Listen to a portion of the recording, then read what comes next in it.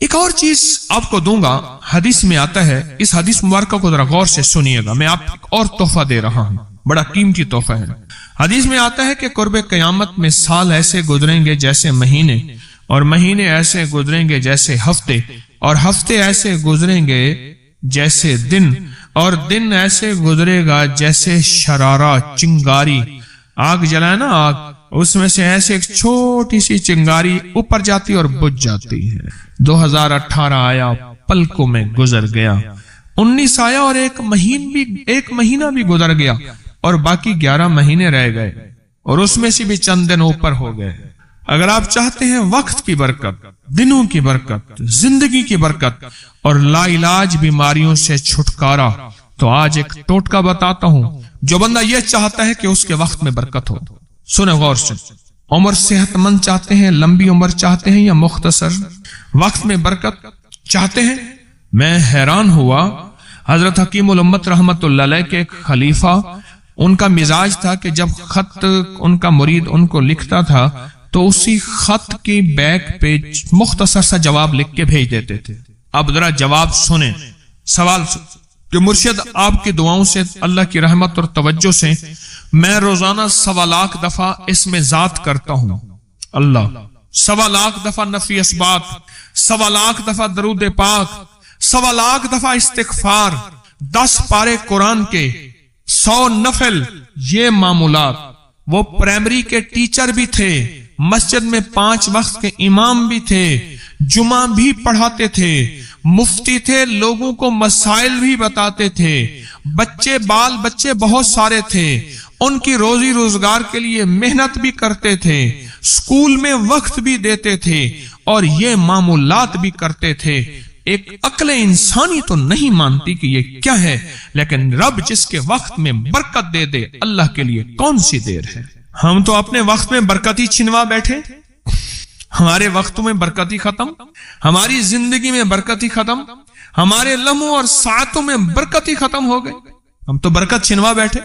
جو شخص یہ چاہتا ہے کہ اس کی زندگی میں برکت، اس کے وقت میں برکت، اس کی صحت میں برکت، ہر وقت مریض ہے بیچارہ، ایک بیماری سے نکلا دوسری سے نکلا تیسری، ایک روگ سے نکلا دوسرے روگ سے نکلا تیسری، ہر پل کا روگی ہی روگی ہے۔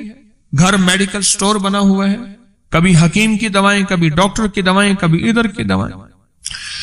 صحت مند زندگی چاہتے ہیں، لا علاج بیماریوں سے نجات چاہتے ہیں، وقت اور صحت میں برکت چاہتے ہیں، زندگی اور لمحوں میں برکت چاہتے ہیں، تو اپنی نماز کی پہلی رکعت میں علم نشرہ، دوسری رکعت میں علم تری کیف پڑھیں اور زندگی کا لطف اٹھائیں۔ نماز کی پہلی رکعت میں سورت علم نشرہ اور نماز کی دوسری رکعت میں سورت علم تری کیف فیل، یہ پڑھیں اور اللہ کی قدرت اور رحمت دیکھیں اور اللہ کا فضل اور کرم دیکھیں۔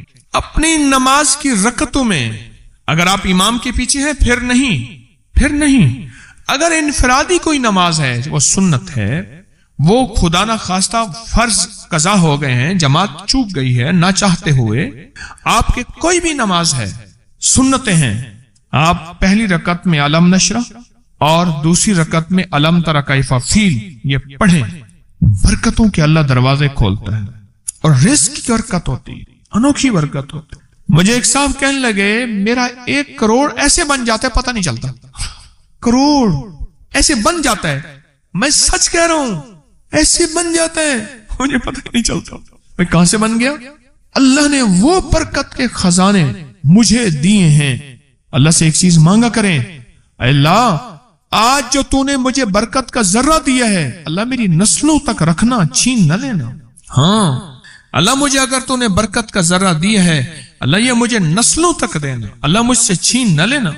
تو برکتوں کے دروازے اللہ کھلوا دے، لا علاج بیماریوں سے نجات دے دے، وقت میں برکت، زندگی میں برکت، سانسوں میں برکت، صحت میں برکت، دولت میں برکت، پیسے میں برکت، نسلوں میں برکت۔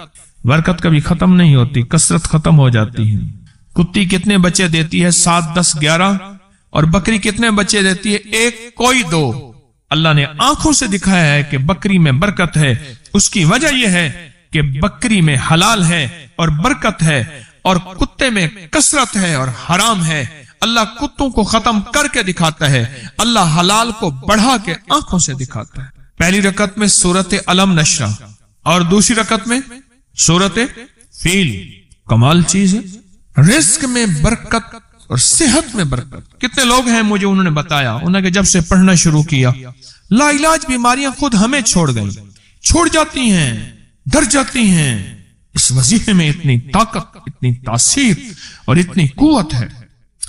پہلی رکعت میں علم نشرہ اور دوسری رکعت میں علم تر کیف فیل۔ کیا کمال ہے اس میں، کیا تاثیر۔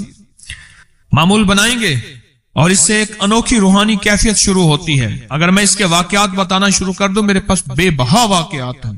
انوکھی روحانی کیفیت شروع ہوتی ہے، دل کی دنیا آباد ہوتی ہے، من کی دنیا آباد ہوتی ہے، جذبوں کی دنیا آباد ہوتی ہے اور زندگی شاد ہوتی ہے۔ انوکھی روحانی دنیا، انوکھا روحانی راز شروع ہوتا ہے، اور اس کے اندر اللہ پاک اس بندے کو اپنے خاصان خاص میں شامل کرتا ہے۔ اس بندے کو ایک تاثیر ملتی ہے اور ایک توجہ ملتی ہے۔ پھر ایک نہیں، میں نے کئی محدثین، اکابرین، علماء کی زندگیوں کے واقعات میں یہ بات پڑھی، سنی۔ کئی بوڑھے بزرگوں کی زندگی میں ملنے گیا تو میں نے ان سے کہا جی پہلی رکعت میں اگر علم نشرہ، دوسری رکعت میں علم تر کیف پڑھ لی جائے، اس کا کوئی فائدہ آپ کی نظر سے گزرا؟ ایک بہت پرانے عالم تھے، دارالعلوم کبیر والا سے فارغ تھے، پرانے بابا جی تھے، وہ مجھے ایک دفعہ ملے، مجھے عجیب بات کہی۔ ہمارے ہاں یہاں کوٹ لکھپت ہے لاہور میں، اس کے آگے ایک گاؤں میں گیا، ہمارے ایک بابا جی ہیں عبد المجید صاحب، کینچی کے ساتھ ان کے گھر گیا، ان کے ساتھ ملے بابا جی، مجھے کہنے لگے جی وہ میرے مرشد آ رہے ہیں تو یہ ملنے آئے۔ پتا چلا تو میں نے یہ بات چھیڑ دی، میں نے کہا آپ کو کوئی آج تک کوئی اس کا فائدہ سنا؟